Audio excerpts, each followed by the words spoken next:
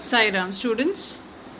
Today's English class is purely a revision class wherein I will be revising your lessons from your textbook First Flight.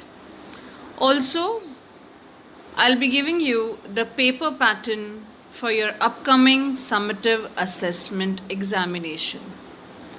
So keep a book and a pen handy to quickly jot them down. So, as you know, your English paper will be of 40 marks, and the entire paper will be into three sections. Section A comprises of your reading comprehension, that is your unseen passage. Unseen passage again will be your multiple choice types of questions. Moving ahead is your section B, which comprises of your grammar and composition. Please see the revision videos carefully to understand what type of questions will be asked for your grammar.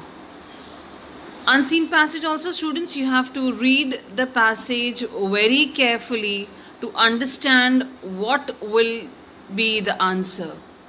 Clear?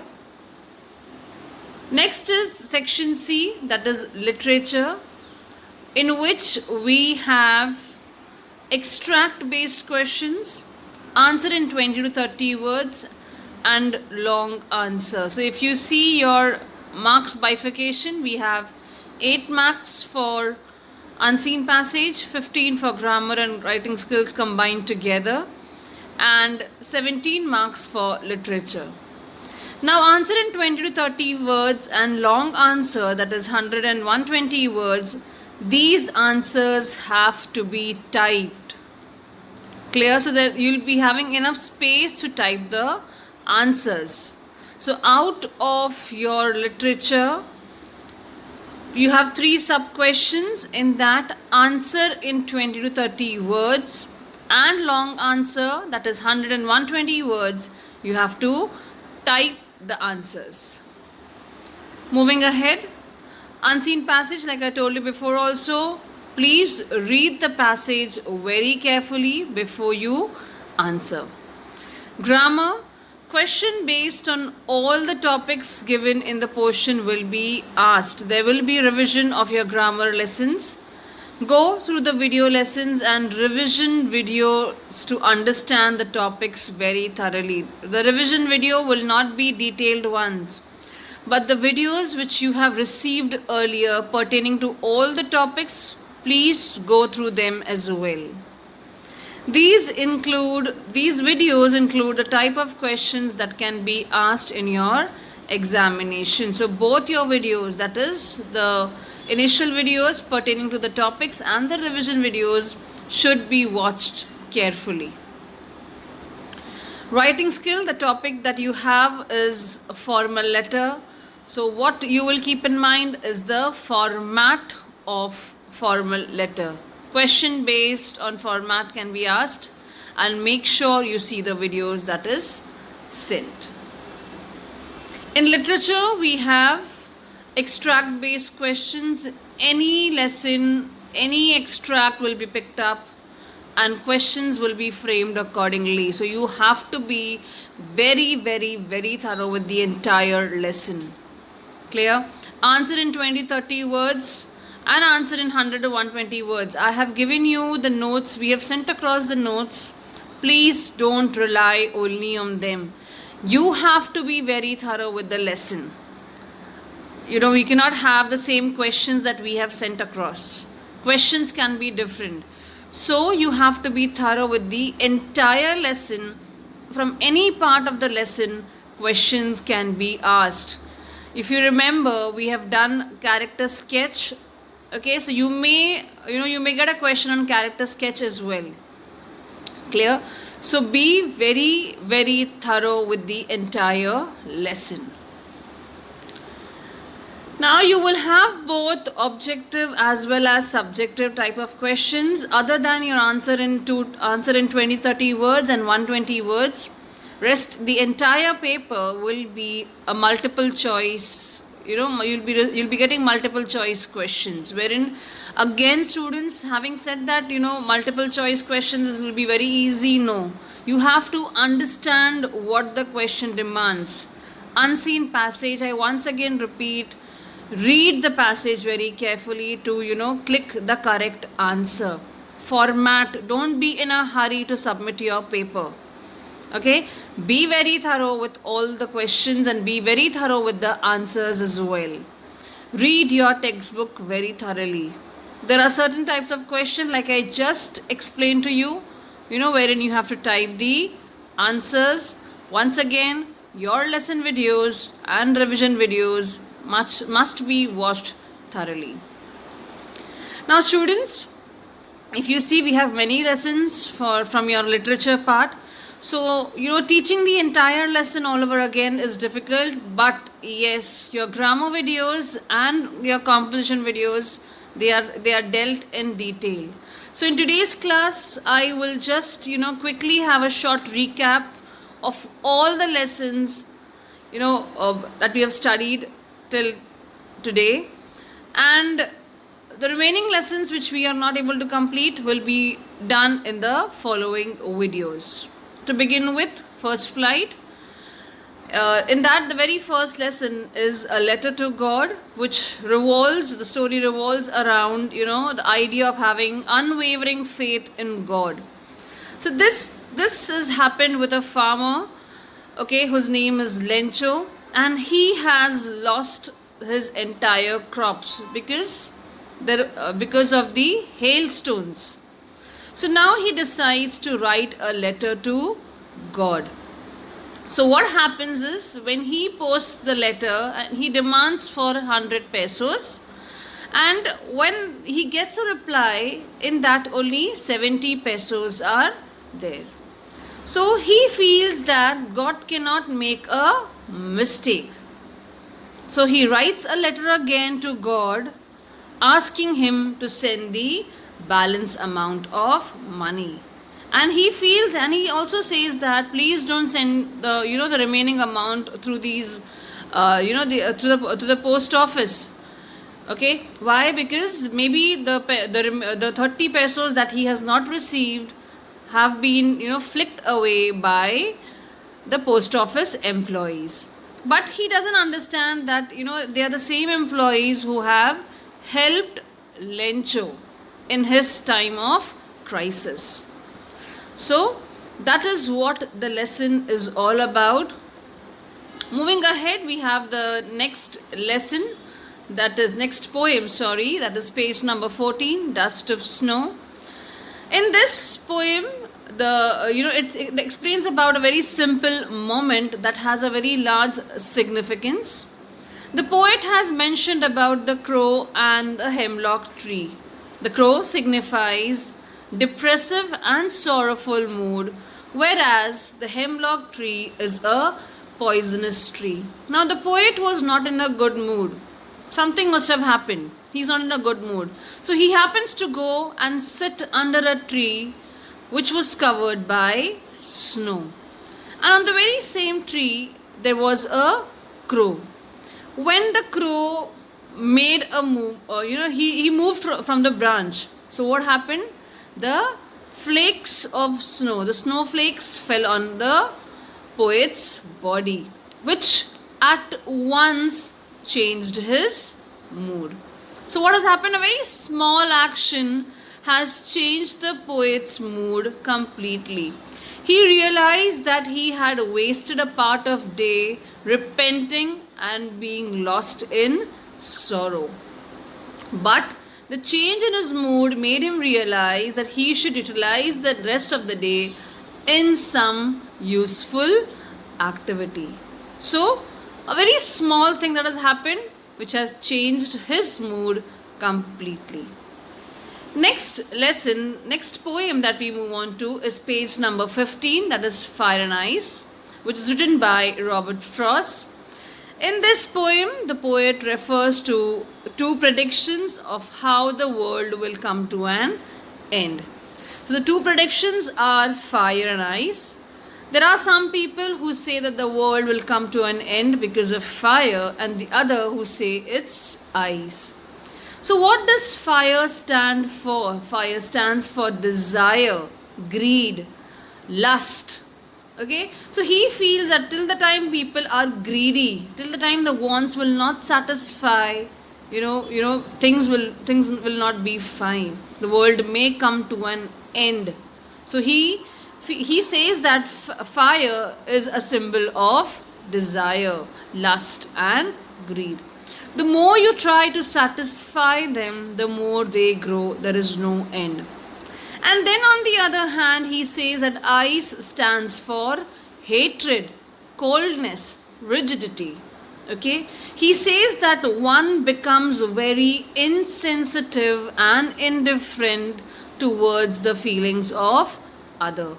And he says that both these things will bring this world to an end. Next, he says, next we have Nelson Mandela, that's lesson number 2, a long walk to freedom. Now, what is this lesson all about? It's from the autobiography of Nelson Mandela, who was the former South African president. Okay, this includes a description of the inauguration ceremony and citations from his speech and about his journey to being a freedom fighter. It says about the other countless people who fought for their freedom. Again, before Nelson Mandela, there were many others who fought for the discrimination. There was apartheid that was prevailing in South Africa. So there were many freedom fighters who fought and lost their lives. So that day he was remembering all of them. Then he also says that it was one of the most brutal societies in which the dark skinned people were deprived of their basic rights. So, this lesson gives us an overview of the struggles of Mandela for making the society with no discrimination on the basis of their color, caste, race, age, or gender. He speaks about his life, how he has lived his life initially, and how he had to spend 27 to 28 years in jail. He had given up his family life as well. Why? Because nation was his priority. People living in that nation, they were his priority. So that is what is the lesson all about. Moving ahead to the next lesson, that next poem that we have is A Tiger in the Zoo. This poem begins with a description of a tiger that is very beautiful and is walking in a little cage. He has beautiful stripes on his skin and has velvet soft paws. But the tiger is not happy. Yes, why? Because he is confined into the small cage. He says that if the tiger was not confined to the zoo cage, he would have been hiding himself behind the long grass and waiting for a plump deer, which would have been his prey. Also, he would have terrorized the residents of village around the forest area, but the reality is totally opposite to this. He is now confined into a small cage which is made up of strong building material, and he is very helpless over there. He could not show his power to the visitors. Therefore, he didn't even bother to terrorize them. The tiger over here is described as being powerless and agonized by the poet. He says that during night also he is alone, hearing the voice of patrolling vehicles of police, and he is looking at the stars. The caged life of the tiger has totally changed its personality. The poet is trying to say that the animal, which is famous for its fiercelessness and freedom, is confined and sad due to human beings who want to derive pleasure by looking at him in the zoo cage. So that's not the actual place of the tiger. Where is he supposed to be? He's supposed to be in the jungle. Okay, so this tiger is known for fearlessness. He is known for freedom. They move about very freely in the jungle. But now this tiger is confined into the four walls of the concrete cell. Next lesson that we have is his first flight, and this is written by Liam O'Flaherty. Basically, this has two subparts. The main heading is 2 stories of flying. In that, we have 2 subparts. The first one is his first flight. So, basically, this is about a family of a seagull, in which a young seagull is very scared to take its first flight. His other younger siblings, despite their shorter wings, they flew fearlessly, but this fellow could not gather courage. Why? Because he did not trust his wings. The young seagull became sad when he saw his parents perfecting his younger siblings in the art of flying. He wanted the same thing to happen with him, but then unfortunately, he couldn't take his first flight. He was scared. His parents scolded him, taunted him for not even trying. They even called him a coward. They tell him a lot to, and at least try, and also threaten him to leave alone and hungry if he does not. So they are trying all possible ways to make him, to force him to take his first flight, but unfortunately he doesn't do that. The following day he is left in isolation, and upon feeling hungry he tries to seek attention of his family members. Now he is hungry. The other members are on the other side of the ledge. He is on one side of the ledge.